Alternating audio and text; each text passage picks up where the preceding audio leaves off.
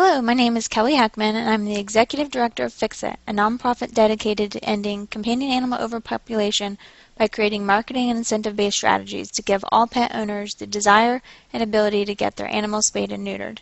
In this webinar, I'm going to give you an overview of how FiXiT assessed St. Croix pet owners during the Final Fix project.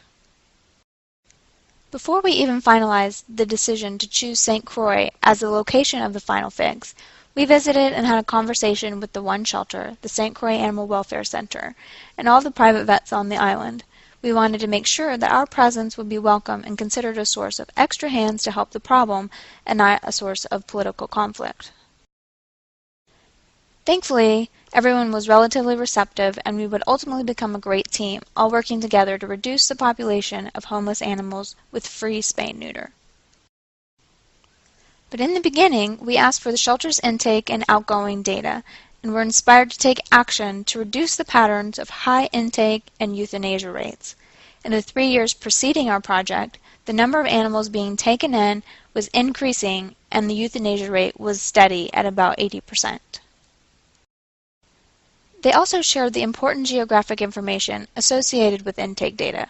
On St. Croix, the whole island is divided into over 200 estates, which are relic boundaries of old sugarcane plantations. The shelter was able to point us to the estates with the highest rates of intake, which we inferred to be the highest rates of unrestricted breeding.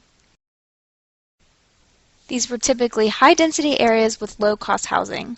One of these areas was part of our annual animal census, and we saw firsthand the large number of dogs on chains exposed to the many that were free roaming. The chow female in this photo had obviously recently had what was probably one of multiple litters of pups. Viewing how animals were cared for, it was easy to see how the island could end up with such a big problem. The shelter data was a perfect first step in understanding the issues and where we should pay special attention.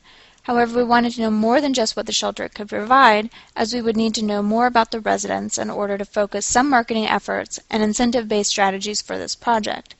This assessment of the socioeconomic and cultural setting of the community would also be valuable to determine if there was a valid comparison to what other programs had found about the demographic of people less likely to spay and neuter in the mainland U.S.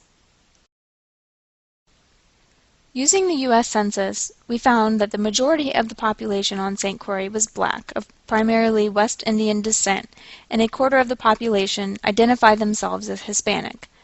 In other work, minorities have been found to be less likely to spay and neuter.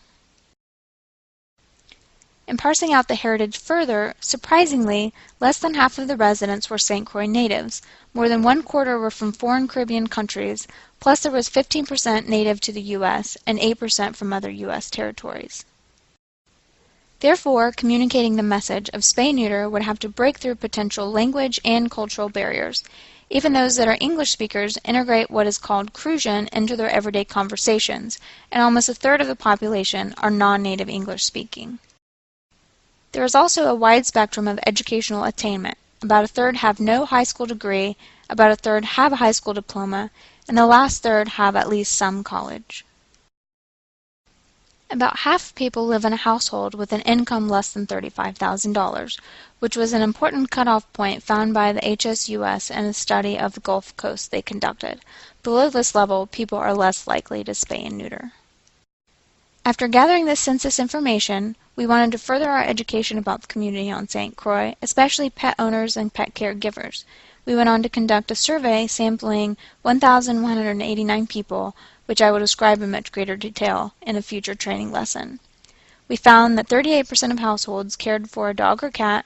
Of those, nearly 64% had not spayed or neutered their animals, 70% of dog owners.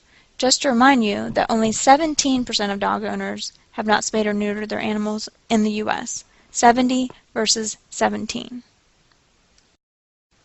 In all, with a significant overpopulation problem, half of the population within the targeted income level, and the cultural background consistent with low rates of spay-neuter, we realized that the whole island would need to be targeted with our marketing program. Therefore, we set a goal to increase demand for spay-neuter for all pet owners on the island. We did not discriminate the use of our services based on any factor, as the entire island seemed to lack the standard practice of spay and neutering their pets. We set out to change this and make people more motivated to take action. and when possible, we would focus on targeted marketing in those areas designated high impact.